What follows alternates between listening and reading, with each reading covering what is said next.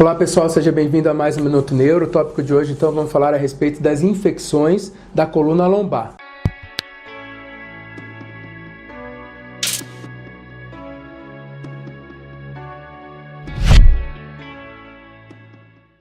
Então, a infecção da coluna lombar acontece por uma contaminação durante a cirurgia da coluna lombar ou do pós-operatório dessas cirurgias, ou mesmo por disseminação hematogênica, alguma infecção pelo corpo que o paciente tenha e que a bactéria é carregada pela corrente sanguínea até a coluna lombar. Quando a infecção acomete a vértebra, nós damos o nome de espondilite. Quando essa infecção acomete o disco intervertebral, nós damos o nome de discite. E acaba que a infecção mais comum, então, da coluna lombar é a espondilodiscite. Tá? Qual seria, então, o risco de infecção? Em geral, cirurgias onde se usa instrumental, instrumentação, ou seja, parafusos, hastes, bloqueadores, em geral, essas cirurgias têm um risco muito maior de infectar do que as cirurgias onde não se usa instrumental. Então, cirurgias que usam instrumentação têm 6 vezes mais risco de infectar do que aquelas onde não se usa instrumental. Tá? Pacientes que já fizeram cirurgia de coluna têm um risco maior de infectar, cerca de 4 vezes. Pacientes diabéticos também, que têm a imunidade já mais comprometida, também têm um risco muito alto de infectar, cerca de 6 vezes maior. Pacientes tabagistas também têm um risco maior de infectar, cerca de 2 vezes maior.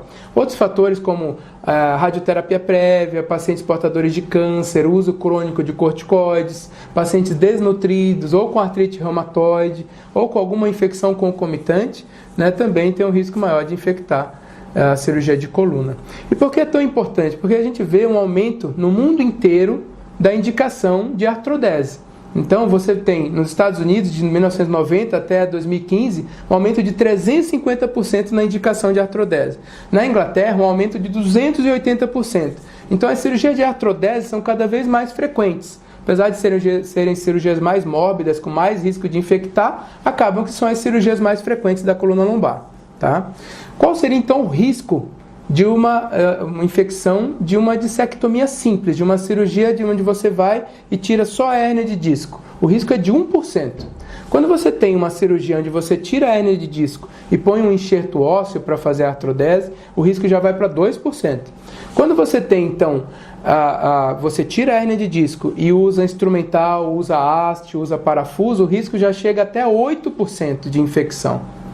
Cirurgias também prolongadas, acima de 4 horas, tem mais risco de infecção também. Como evitar, então, essas infecções? Como fazer a profilaxia dessas infecções? Em geral, nós usamos um antibiótico na indução da anestesia durante o procedimento anestésico, tá? Nós usamos um antibiótico profilático. Em geral, esses antibióticos devem ser mantidos por 24 a 48 horas no pós-operatório, para se evitar qualquer infecção. A gente faz uma lavagem da cavidade cirúrgica com bastante soro aquecido, com antibiótico tópico também, ou muitas vezes com antibiótico em pó sobre o instrumental cirúrgico. E claro, você tem que tomar muito cuidado com a ferida no pós-operatório para evitar uma infecção de ferida. E também, aqueles pacientes que têm, Deus o livre, um vazamento de líquido da espinha pela ferida, você tem que corrigir isso rapidamente, senão aumenta o risco de o paciente ter, por exemplo, uma meningite, que seria um quadro mais dramático. Em geral, as infecções da coluna lombar são causadas por uma bactéria, que é o Staphylococcus aureus. A grande maioria das infecções da coluna lombar são causadas por essa bactéria. Tá? O diagnóstico é feito através de um exame de ressonância magnética e exames complementares de sangue, onde se faz o hemograma, provas inflamatórias, PCR, VHS, procalcitonina, e aí você consegue dar o diagnóstico da infecção. O tratamento é feito através de antibiótico de largo espectro, às vezes 2 ou 3 antibióticos para debelar a infecção. É um segmento com um colega, com um infectologista, é muito importante. Pacientes que estão com déficit neurológico progressivo, nós indicamos cirurgias de urgência nesse paciente.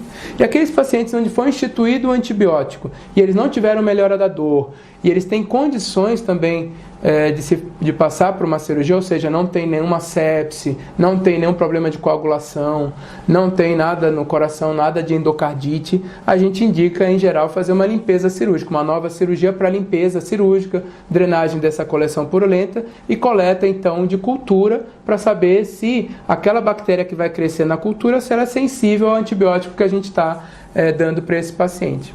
E a grande pergunta é, você tem que tirar ou não tem que tirar um instrumental cirúrgico desses pacientes?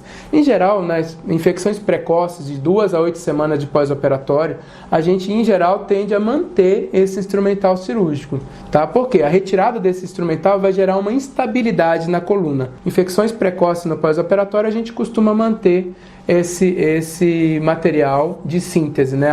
Os parafusos e as hastes.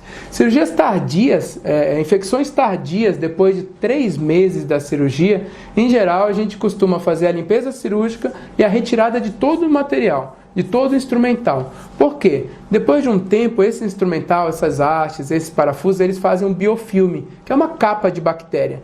E acaba que essa capa de bactéria pode ficar perpetuando a infecção. Então, infecções tardias de cirurgia de coluna lombar, né, depois de 3 meses, a gente costuma tirar todo o instrumental. Até porque a fusão óssea já aconteceu. Então, você já tem uma certa estabilidade da coluna. Tá? Era isso que eu tinha que passar para vocês. Muito obrigado.